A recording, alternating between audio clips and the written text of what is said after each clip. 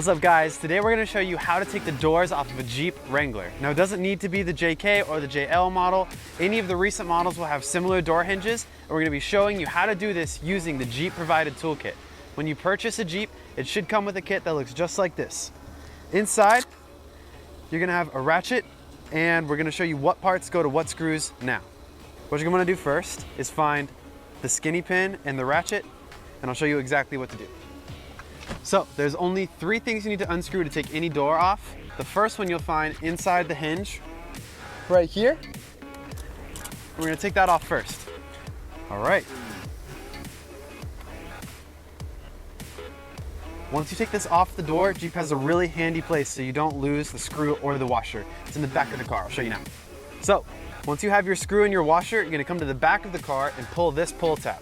This exposes 3 places where you can put the screw. One is conveniently labeled door hinges, so you put the screw in the hole, and then you cover the hole, and you're good to go to hit the road. So that's the only screw you have to worry about on the inside of the vehicle. On the outside, there's 2. Now, a common misunderstanding is these visible screws here are something that you can actually take out of the car, but you will mess up your paint. These are just for looks. Do not try to unscrew these. The 2 screws you actually have to take out are underneath these brackets. And so you're gonna need a different piece in the toolkit. This is the piece you're going to need to use. Just put this into the ratchet and start screwing underneath the bracket. It helps a little bit to brace the bottom of the ratchet. Just use one finger and press underneath it while you're unscrewing the bracket. And this is it. There's 2 of these per door. So once you unscrew both, we'll go back to the back of the vehicle and place it in the door hinge spot. You then repeat this for all 4 doors, and that's all of the screws. However, we still need to unplug it from the electrical system.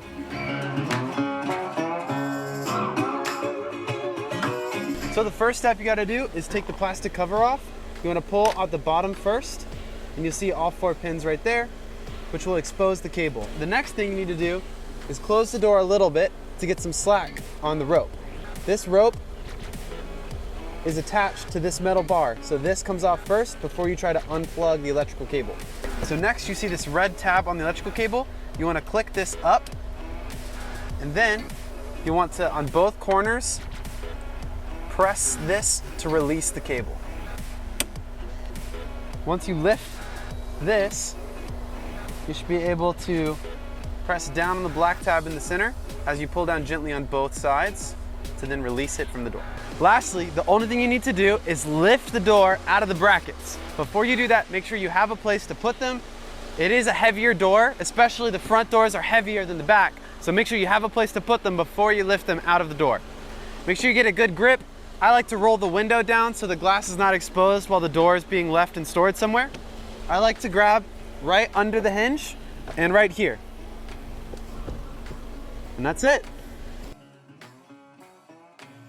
With the back doors, it's actually a lot easier than the front doors. You want to pull the plastic panel from the bottom first, and then this drops down. What's nice is these are actually connected by a bungee cord, so you can't lose it. I like to tuck it up here to expose the cable. Same thing, you want to half close the door to give yourself some slack with the rope to get it over the metal hook.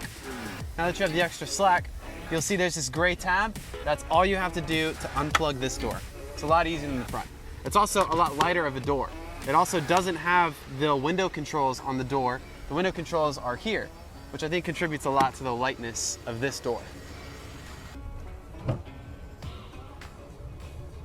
So, to take the roof off the Jeep is actually really easy. There's really 3 parts, and 2 of them are up front. They're called the freedom panels. These are here, and they're really easy to take off. The whole back half of the car is one bigger piece. So first we're gonna take off the freedom panels. Step 1 is dropping down the visor to expose the main clip. You pull this down, and that's step 1. Step 2, you'll find 3 latches. You have to rotate to make sure you're not caught on the roof. That's the only thing you have to do. Be really careful when you're doing this. It actually would help if you had another person you can hand this panel to. So be careful.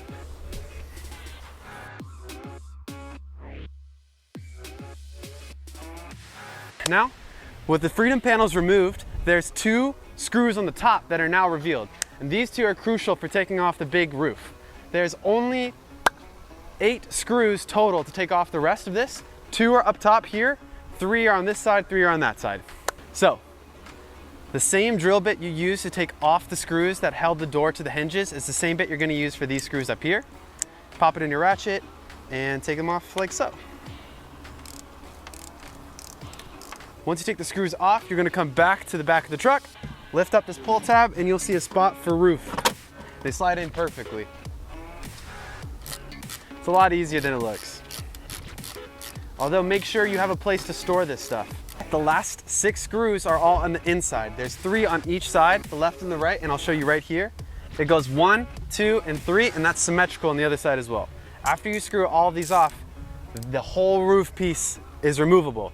Be careful and make sure you have a second person minimum to help you take this off. 3 is better, 4 is best, but you can do it with 2 people. Just be careful and make sure you have a place to store this.